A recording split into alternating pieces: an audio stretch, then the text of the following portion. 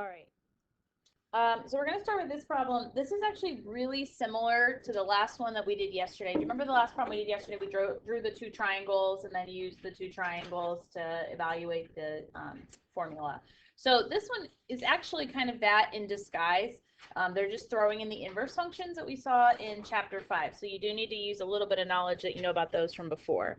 So remember that when you evaluate an inverse function, the answer is an angle. Okay, so the answer to whatever this is some angle, and the answer to whatever this is some angle. We are going to call those angles U and V. Okay, so then you can see we've got that sine U plus V set up that we're looking at for our identity. Okay, we're going to use the inverse notation to draw those two triangles. Okay, so we're going to draw one for U and one for V. All right, so let's start with U. Think back to chapter 5. Inverse tangent was defined in what two quadrants? 1 and 4. But the tangent I have is a negative number. So is it in quadrant 1 or 4? It's got to be in quadrant 4. Okay. So let's actually just go ahead and draw that. We'll do everything for triangle U. All right. So here's my triangle U. Quadrant 4. I know its tangent is negative 3/4, so that's opposite and adjacent. And which one of those is negative? The 3. And then what's the missing side? 3, 4, 5 is our triple. So that saves you a little bit of time if you know that one. Okay, let's do the same thing for V. Does anybody remember what two quadrants inverse cosine was defined in? 1 and 2. But the cosine is a positive number, so it's in quadrant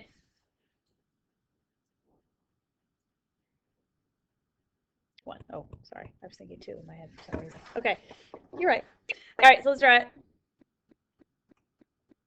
Okay. Actually, I'm going to move my 4 down at the bottom there, so it doesn't look like it's in that triangle. Here we go. Okay, and my right angle will put in there. All right, so that's triangle V. And what do I know about V? I know it's cosine adjacent over hypotenuse, 4/5. So I guess that side is 4. What's the missing side? 3. 3, 4, 5. Everything's positive because we're in quadrant 1. Okay, so now remember we are evaluating sine U plus V. So now you're going to use the identity. Remember, we do not distribute the function through here because the sine doesn't have an angle attached to it. The U and V are the angles. All right, so that identity is sine, cosine, plus cosine, sine. So sine U, cosine V, plus cosine U, sine V. And those 4 pieces we're going to find in our triangles. What is the sine of U?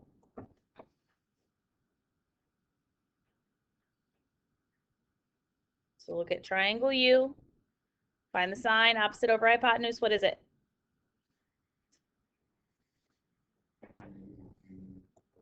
Negative 3/5. Cosine of V. So look at triangle V, find the cosine, adjacent over hypotenuse. 4/5. Cosine of U. Also 4/5. Sine of V, triangle V, opposite over hypotenuse, 3/5. So I have negative 12/25 and 12/25, which means my answer is 0.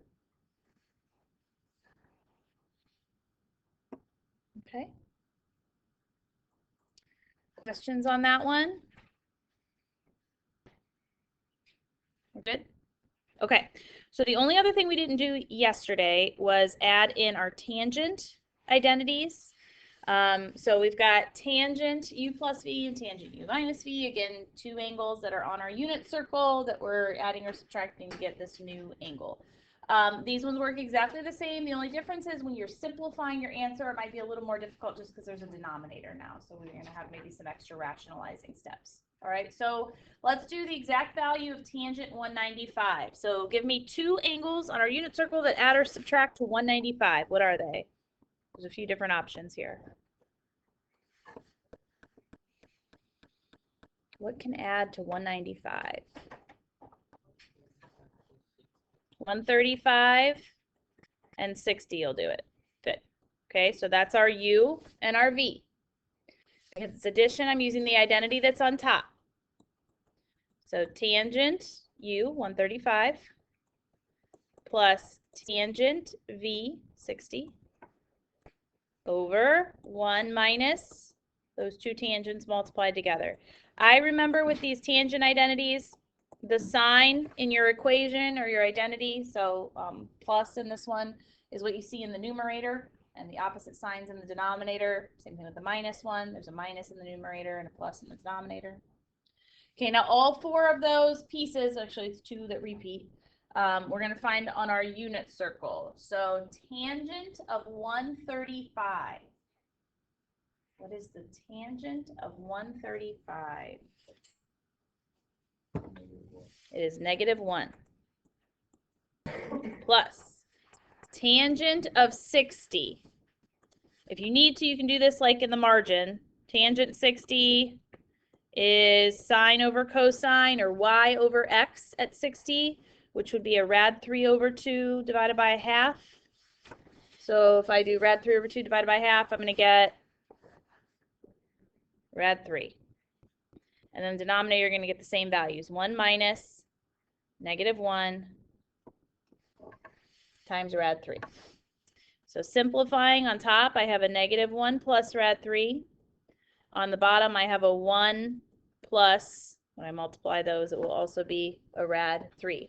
Those are not exactly the same. They do not cancel. Only if it's something over itself is it going to cancel.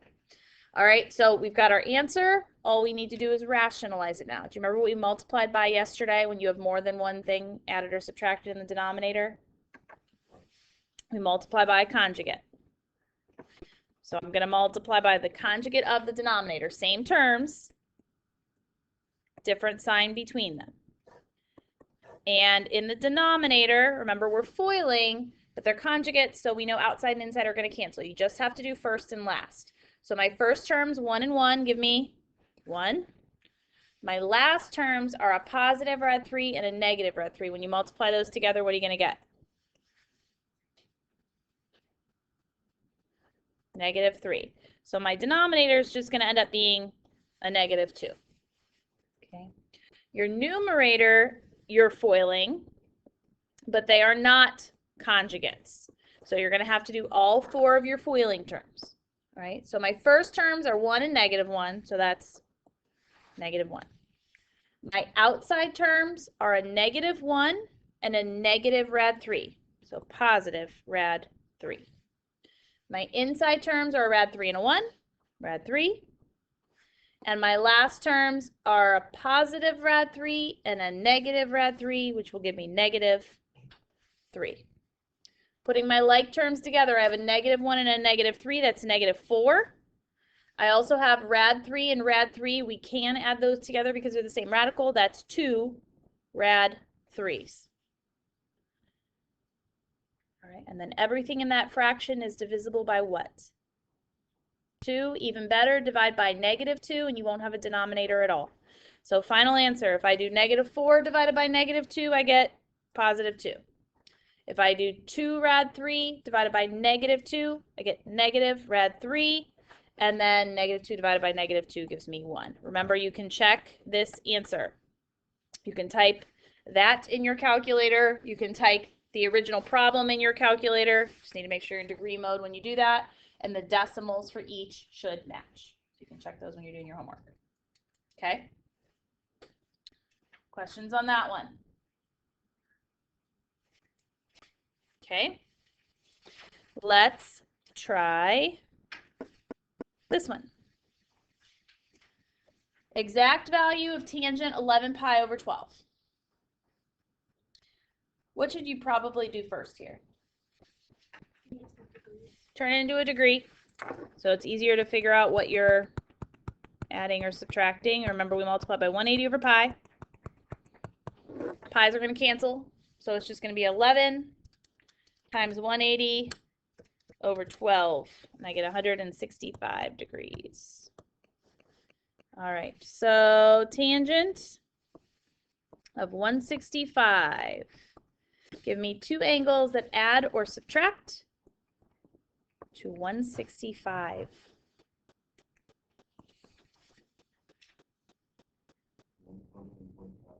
120 and 45. That works. Give me another pair. I'm trying to have something else happen in the work on this problem, but that would work. Okay. I wanted a 30-degree reference angle. Okay, 135 and 30. Let's use those. U and V. All right, so it's tangent 135, same sign on top, tangent 30 over 1 minus tangent 135, tangent 30. Okay, from your unit circle, tangent of 135 gives me -1 plus tangent of 30. I'm going to do it up at the top here. That's again a y over an x. At 30 degrees, my y is a half and my x is rad 3 over 2. So the 2's will cancel. You're left with 1 over rad 3, and then what does that rationalize to? Rad 3 over 3. Okay.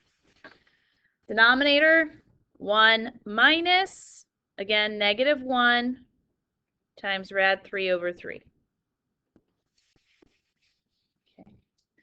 So simplify a little bit. I have -1 plus rad 3 over 3 on top, and 1 plus, multiply by 1 doesn't change it, rad 3 over 3 in the bottom. Okay, so I wanted to use this set of numbers because I wanted to show you what happens when we have this fraction inside the fraction. Think about when we proved the identities. If we had those little denominators in the fraction that we didn't want, what did we do? Multiply by it over itself. Okay, so I don't want those little 3's there, so there's an extra step. I'm going to multiply by 3 over 3 to make my problem a little bit nicer to look at. And you're just distributing that to the top and the bottom, okay? So if I distribute it through the top, it's -3 plus rad 3. And if I distribute it into the bottom, it's going to be +3 plus rad 3. Okay. Now you can multiply by your conjugate of the denominator. Conjugate of the denominator is 3 minus rad 3. And we are going to FOIL. Okay. On the top, they're not conjugates. You have to do all 4 of your FOILing terms. First terms, -3 and 3, give me -9. Outside terms, -3 and negative rad 3, give me a +3 rad 3. Inside will give me a 3 rad 3. And my last terms, positive rad 3 and negative rad 3, give me -3. My denominator, they're conjugates, so I'm just going to do first and last. 3 and 3 give me 9. Positive rad 3, negative rad 3, -3. Okay. So in my numerator, I have a -9 and a -3. That's a -12. 3 rad 3 and 3 rad 3 give me 6 rad 3, and my denominator is a 6. Everything there is divisible by what? 6, so my final answer is -2 plus rad 3. Again, you can check it in your calculator. If you want to type the original problem in your calculator, make sure you're in radian mode, but you can make sure the decimals match. So with these tangent ones, again, you're going to get a lot of the same numbers over and over again. You're going to see 2's and rad 3's over and over again. The positive and the negative signs are what's going to change. Remember the other ones yesterday, we saw like a lot of rad 2's and rad 6's and 4's, just because of the way we're combining things together from our unit circle. Good there? Okay, last slide of the day. I've got a proof for you, and we are going to do this proof 2 different ways, okay? The first way that we're going to do this proof is just with the identity that you have on your paper for tangent. Okay, so remember, if you see two angles added or subtracted, the only option you have is using that sum and difference identity. So tangent pi plus x, I'm going to take that left side and I'm going to expand it.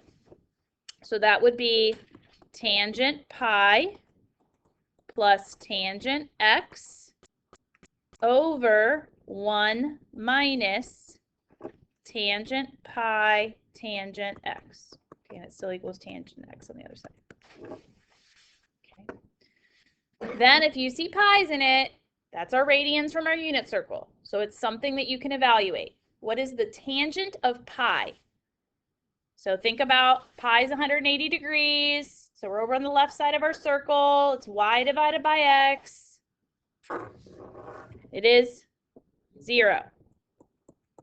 So I have 0 plus tangent x on top, 1 minus 0 times tangent x on the bottom. So when I simplify that, what am I going to get on top?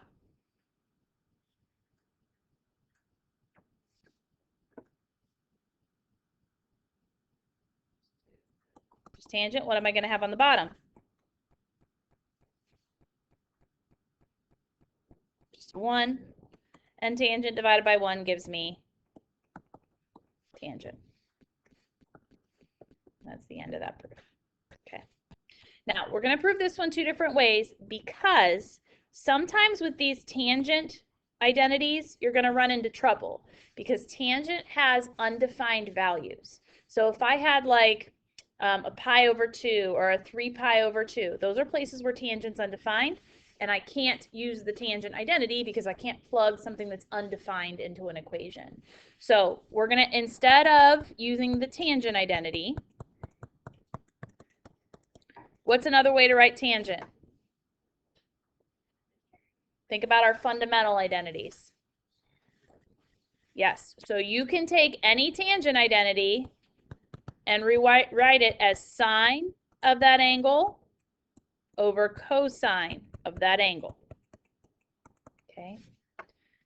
Then you can use your sine identity with your u's and v's on top, and you can use your cosine identity with the u's and the v's on the bottom. And the reason this is better now is because sine and cosine never have undefined values. So if the tangent gives you trouble, these two will not give you trouble. So this is your alternative. All right, if I use my sine identity on top, sine u plus v, that would be sine pi cosine x plus cosine pi sine x. On the bottom, I use my cosine identity, cosine u plus v. So when you're looking at cosine pi cosine x, these ones have the opposite sign, so a minus, sine pi sine x. Now to our unit circle. What is the sine of pi? 0 times cosine x. What is the cosine of pi? -1 times sine x. And then I see the same things on the bottom, cosine of pi, so -1 times cosine x minus 0 times sine x. So what am I going to be left with on the top? Negative sine x. What am I going to be left with on the bottom? And what does that simplify to? Positive tangent x, which is what we have on the other side, which is the end of our proof. So obviously that route is a little longer, but you won't run into undefined issues if you go that route. So remember, even when you're looking in the green binder at the homework solutions, that is not the only way to do all of these proofs, okay? So don't think that your answers have to match mine exactly as far as like the proofs go. There's always different routes you can go to get you to the same spot. Some are usually shorter than others, but you've got some options as you go through it, okay? Just make sure you're showing your steps for whatever way you choose to go. All right, that's it for 6-2. That's all stuff we didn't get to yesterday. So we are done. Any questions? Cool. So you guys have 20 minutes to work now. We get out of here at 10:10 today. So reminder that your 6-1 and 6-2 packets are due on Wednesday next week. Tomorrow is a work day for you on those 2 packets again. Okay, so just bring stuff, get ready to work tomorrow. On Monday, you guys are going to be doing a quiz over these 2 sections, and it is a partner quiz, open note partner quiz on Monday. So you may use your homework. The more homework you have, probably the better for you as you're going through it. Just kind of be thinking about those couple things coming up. And then I told you I have jury duty next week, maybe. Yes. Okay, so potentially I'll be here, potentially I won't. We're just going to keep rolling whether I'm here or not. These things are happening. Good? Cool. All right, I'll do cell phone lotto. The rest of the period is yours.